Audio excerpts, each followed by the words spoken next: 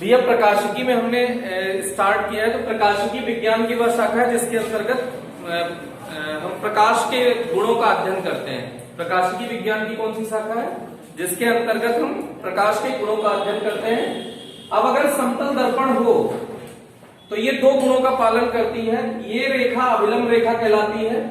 ये आपतित किरण, ये परावर्तित किरण। आपतित किरण, परावर्तित किरण, और ये एंगल आई है, ये एंगल आर है। तो इसमें तीन नियम होते। ये किरण का निशान जरूर बनाना है। आपतित किरण, परावर्तित किरण, और इसको कहते हैं अभिलंब। जो किरण आ रही है उसको क्या कह रहे हैं? आपतित किरण। ये क्या किया है? पॉलिश कर दिया है समतल दर्पण पर। और जो किरण जा रही है उसको क्या कहते हैं? परावर्तित किरण। तो आपतित किरण, परावर्तित किरण और अभिलंब तीनों एक तल में होने चाहिए, पहला नियम है। दूसरा नियम क्या है? ये एंगल आई को कहते हैं आपतन कोण और एंगल आर को कहते हैं परावर्तन कोण। ये एंगल आर ये आपस में बराबर होने चाहिए। आपतन कोण परावर्तन कोण के बराबर होना चाहिए। तो ये प्रकाश का नियम है, ये प्रकाशिकी संबंधी नियम है। अब इसके बाद जो हम लोग डिस्कशन कर रहे हैं, समतल दर्पण अपने कोर्स में है नहीं तो इसमें ज्यादा डिस्कशन नहीं किया जाएगा। अब इसके बाद हमारे कोर्स में जो है उसका हम लोग डिस्कशन करने जा रहे हैं, ध्यान दीजिएगा। इसके बाद हम लोग इसका डिस्कशन करेंगे गोलीय दर्पण। कौन सा दर्पण? गोलीय दर्पण। गोलीय दर्पण किसको कहते हैं? जैसे एक गोले को ले लीजिए, खोखले गोले को, कांच के किसको ले लो? कांच के खोखले गोले को। किसको ले लो? कांच के खोखले गोले को।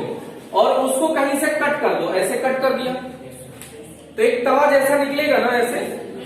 कांच का है ये, क्या निकलेगा? तवा जैसा। तो इसको क्या कहते हैं? ये गोले का कटा हुआ भाग है ना, तो गोले के कटे हुए भाग, अभी ये लेंस है, ये अभी क्या है? लेंस। जब इसमें पॉलिश करेंगे तो ये दर्पण बन जाएगा। इस पे क्या करेंगे? पॉलिश करेंगे तो ये दर्पण बन जाएगा। तो इसको एक मिनट देखिएगा। हाँ भैया, तो ये कटा हुआ भाग है गोले का। एक कोई खोखला गोला लिए है, कांच का है। किसका है? कांच का। और खोखले गोले का ये कटा हुआ भाग है। तो ये बचेगा जो, इसको देखिएगा। अब ये जो बचा हुआ भाग है इसको अलग बना रहा है। ये हमारे पास यही बचेगा ना। ये देखने में एक लाइन लग रही है लेकिन एक्चुअल में तवे जैसा होगा।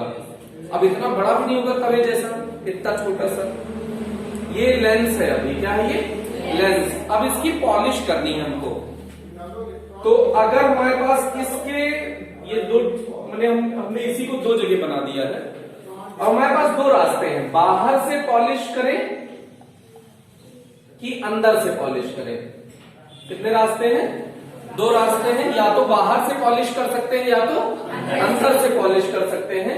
तो जब बाहर से पॉलिश किया तो हमेशा पॉलिश वाले सतह का नाम नहीं रखा जाता है। नाम किसका रखा जाता है?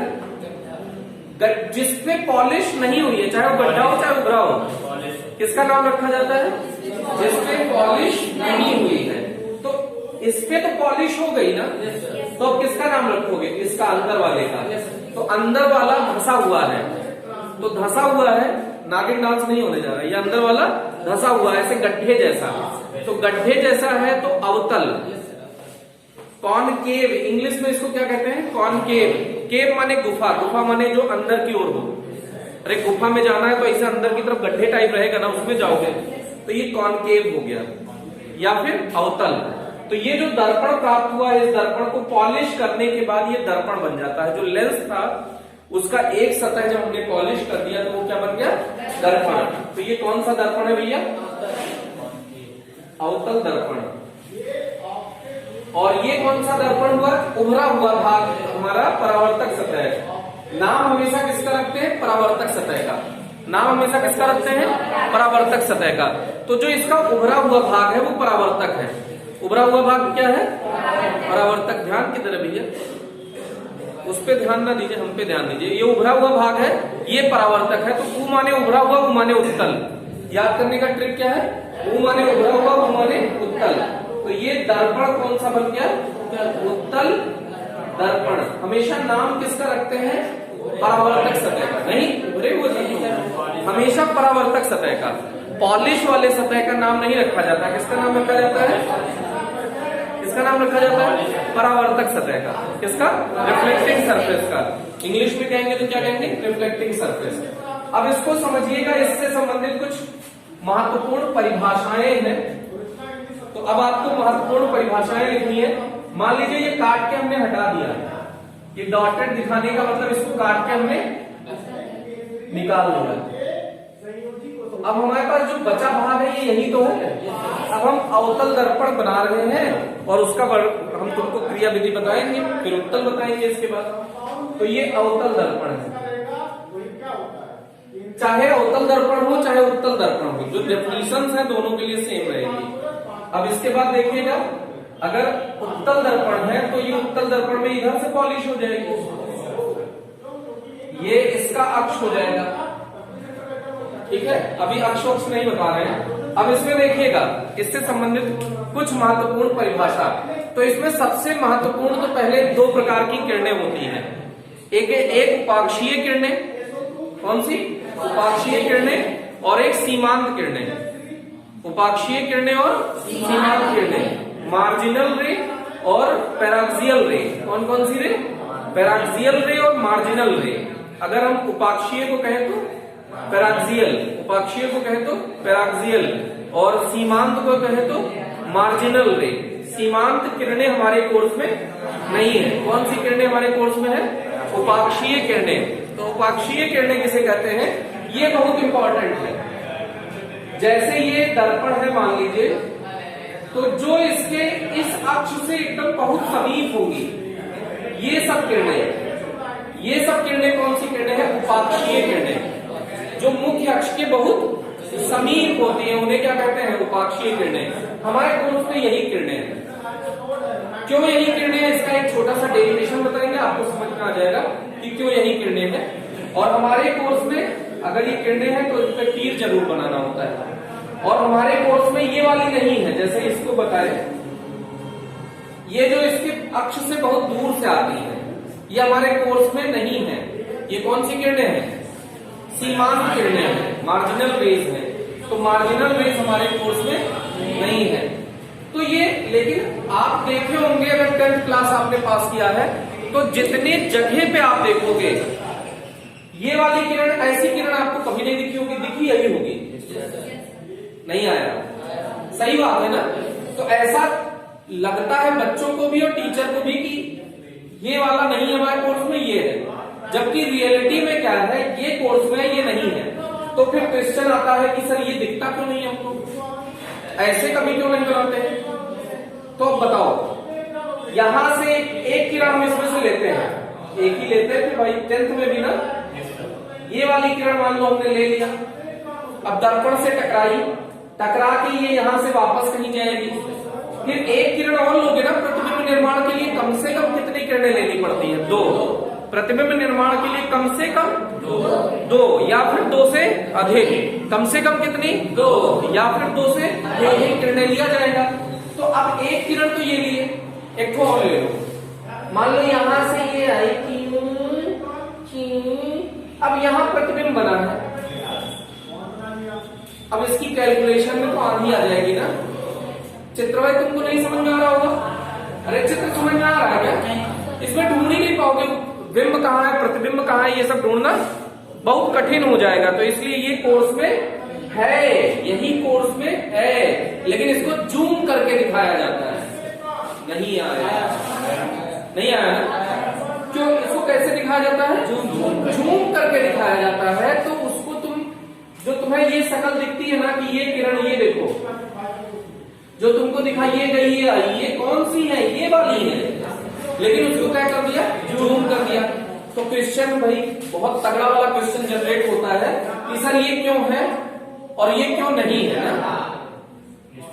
सही बात है ना कि उपाक्षीय कोर्स में है और सीमांत किरणें कोर्स में नहीं है, तो क्यों नहीं है ना। सही बात है कि नहीं है। तो अभी मैं आपको पढ़ाऊंगा कि ये एक से ज्यादा बार दर्पण पे टकराएंगे। आपतित करोगे ना तो ये जो आप ऐसे बना देते हो चित्र, अभी हम बकवास ही कर रहे हैं, टॉपिक शुरू नहीं हुआ है। तो ये ऐसे जो आई है ना, वो तुमको लग रहा है कि टकराने के बाद यहां से जाएगी ना भाई। टकराने के बाद ये हो सकता है यहां फिर टकरा जाए, तो फिर टकरा जाए, तब ये ऐसे जाए। तो एक से ज्यादा बार दर्पण में टकरा जाएगी। मिरर पे कितनी बार टकराएगी? एक से ज्यादा बार टकराएगी। ये कॉम्प्लेक्स कोर्स केस है, कॉम्प्लेक्स हो जाता है ये केस। ये हमारे कोर्स में क्या है, आईआईटी के कोर्स में भी नहीं है, नहीं आया। 12th लेवल पे ये एक से ज्यादा बार दर्पण पे किरणों का टकराना हमारे कोर्स में नहीं है, तो इसीलिए सीमांत किरणें हमारे कोर्स में नहीं है, उपाक्षीय किरणें हमारे कोर्स में है। लेकिन हम लोग बार बार अब आगे का जो डिस्कशन करेंगे वो किरणें किरणें ही कहेंगे, उपाक्षीय उपाक्षीय बार बार नहीं बोलेंगे। नहीं आया? उपाक्षीय और वो सीमांत ये दोनों नाम अलग अलग नहीं लेंगे, क्योंकि ये तो कोर्स में ही नहीं है ना, ये तो कोर्स में नहीं है, यही है, तो इसी को हम लोग बोलेंगे। तो कुछ परिभाषाएं जैसे हमको बतानी है, तो परिभाषाएं सुन लीजिए भैया थोड़ा सा। देखिए, जो ये दर्पण, सुनिएगा, दर्पण जिस कटे हुए गोले का भाग होता है, क्या? दर्पण जिस कटे हुए गोले का भाग होता है उसके केंद्र को दर्पण का वक्रता केंद्र कहते हैं। दर्पण जिस कटे हुए गोले का भाग होता है उसके केंद्र को वक्रता केंद्र कहते हैं। उसके मतलब गोले के केंद्र को वक्रता केंद्र कहते हैं। ठीक, वक्रता केंद्र की परिभाषा हो गई। फिर अब हम इसकी बात करें कि ध्रुव किसे कहते हैं। जो ये दर्पण है ना, दर्पण के मध्य बिंदु को ध्रुव कहते हैं। ये मान लो दर्पण है, तो इसके मध्य बिंदु, ये सामने से तो लग रहा है कि लाइन के बीचों बीच को दिखाया गया है, लेकिन ये ऐसे नहीं है, ये एक्चुअल में ऐसे है। तो ये वाला बिंदु, ये वाला जो यहाँ पे ये बनाना, ये है इसका ध्रुव। समझ में आ रहा है ना? तो ये ध्रुव लाइन में आपको दिख रहा है, सिर्फ किस कारण से दिख रहा है? इस कारण से दिख रहा है क्योंकि यहाँ 2D में बनाया जा रहा है ना ये चित्र, 3D में तो बनाया नहीं जा रहा है कि आपको बीच में कहीं दिखेगा। तो दर्पण के मध्य बिंदु को क्या? दर्पण के मध्य बिंदु को ध्रुव कहते हैं, दर्पण का ध्रुव कहते हैं। दर्पण के मध्य बिंदु को दर्पण का ध्रुव कहते हैं। इसे इंग्लिश में पोल कहते हैं, तो इसे इसलिए P से प्रदर्शित करते हैं। ये वक्रता केंद्र है, तो सेंटर ऑफ कर्वेचर, इसीलिए C से प्रदर्शित करते हैं। अब इसको देखिएगा, वक्रता केंद्र तथा ध्रुव को मिलाने वाली रेखा, क्या कहा? वक्रता केंद्र तथा ध्रुव को मिलाने वाली रेखा मुख्य अक्ष कहलाती है। वक्रता केंद्र तथा ध्रुव को मिलाने वाली रेखा मुख्य अक्ष कहलाती है, प्रिंसिपल एक्सिस। इसको इंग्लिश में क्या बोलते हैं? प्रिंसिपल एक्सिस बोलते हैं। अब इसलिए डेफिनेशन है कि दर्पण अगर मान लो हमने थोड़ा तिरछा रख दिया, तो दर्पण का ध्रुव तो ये हो गया और केंद्र कहीं यहां होगा, तो इसको मिलाओगे तो अब ये मुख्य अक्ष होगा। तो मुख्य अक्ष सीधा हो ये जरूरी नहीं है। जैसे हम देखो, इधर देखो, हम इधर देख रहे हैं, तो हमारा मुख्य अक्ष ये है, हमारा मुख्य अक्ष इधर हो गया। जो ऐसे टप टप टप हम लोग देखते हैं ना इधर उधर, तो कई बार खोपड़ी नहीं हिला रहे ना, खोपड़ी थोड़ी हिला रहे। देखो इधर देखने लगे, इनको देख रहे हैं, इनको देख रहे हैं, तो मतलब हमारे आंख का रेटिना घुमा रहे हैं ना। तो इसका मतलब हम रेटिना घुमा के क्या करते हैं? अपना मुख्य अक्ष परिवर्तित करते हैं। रेटिना घुमा के हम क्या करते हैं? मुख्य अक्ष परिवर्तित करते हैं। तो मुख्य अक्ष एकदम सीधा हो जरूरी नहीं है, मुख्य अक्ष थोड़ा टेढ़ा थोड़ा मेढ़ा ऐसे हो सकता है। ये समझ में आया कि नहीं आया? अब मुख्य फोकस किसे कहते हैं? क्या क्वेश्चन है? मुख्य फोकस किसे कहते हैं? मुख्य अक्ष के समांतर आने वाली किरणें, क्या? मुख्य अक्ष के समांतर आने वाली किरणें दर्पण से परावर्तन के पश्चात जिस बिंदु से गुजरती है, दर्पण से परावर्तन के पश्चात जिस बिंदु से गुजरती है उसे दर्पण का फोकस कहते हैं, मुख्य फोकस। मुख्य फोकस को हम शॉर्टकट में फोकस कहने लगते हैं। फिर से, मुख्य अक्ष के समांतर आने वाली किरणें दर्पण से परावर्तन के पश्चात मुख्य अक्ष के जिस बिंदु से गुजरती है, मुख्य अक्ष यही तो है कि जिस बिंदु से गुजरती है उसे दर्पण का फोकस कहते हैं। तो फोकस, मुख्य फोकस तथा ध्रुव के मध्य की दूरी को फोकस दूरी कहते हैं, इसे स्मॉल f से प्रदर्शित करते हैं। वक्रता केंद्र तथा ध्रुव के मध्य की दूरी को वक्रता त्रिज्या कहते हैं। ये भी परिभाषा हो गई वक्रता त्रिज्या की परिभाषा। तो क्या लिख दिया वक्रता त्रिज्या की परिभाषा? वक्रता केंद्र तथा ध्रुव के मध्य की दूरी को वक्रता त्रिज्या कहते हैं। तो हमने कई परिभाषा पढ़ ली। पहला ध्रुव की परिभाषा पढ़ी, वक्रता केंद्र की परिभाषा पढ़ी, मुख्य अक्ष की परिभाषा पढ़ी, मुख्य फोकस की परिभाषा पढ़ी, फोकस दूरी की परिभाषा पढ़ ली, वक्रता त्रिज्या की परिभाषा पढ़ ली। इतनी चीजें हैं। अब दूसरा एक सबसे इंपॉर्टेंट बात है बिंब और प्रतिबिंब।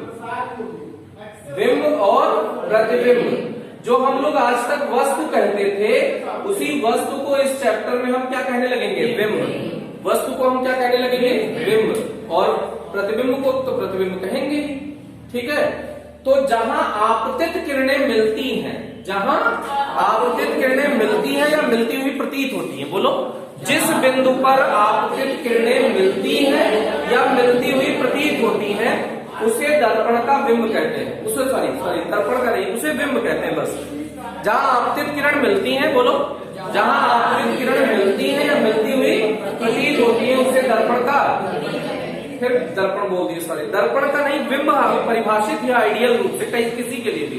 फिर से, जहां आपतित किरण मिलती है या मिलती हुई प्रतीत होती है, उसे बिंब कहते हैं। बस ठीक। तो प्रतिबिंब किसे कहते हैं? जहां परावर्तित किरणें या अपवर्तित किरणें। अभी आप अपवर्तन पढ़ेंगे, एक टॉपिक है, जैसे आपने 10th में पढ़ाई होगा अपवर्तन, प्रकाश का अपवर्तन। तो जहां परावर्तित किरणें या फिर अपवर्तित किरणें, रिफ्रैक्शन, हाँ, जहां परावर्तित किरणें या फिर अपवर्तित किरणें मिलती हैं या मिलती हुई प्रतीत होती है, उसे प्रतिबिंब कहते हैं। जिस बिंदु पर, बोलो, जिस बिंदु पर परावर्तित किरणें या अपवर्तित किरणें मिलती हैं अथवा मिलती हुई प्रतीत होती है, उसे प्रतिबिंब कहते हैं। तो आज के लिए इतना ही रखते हैं। Thank you. बहुत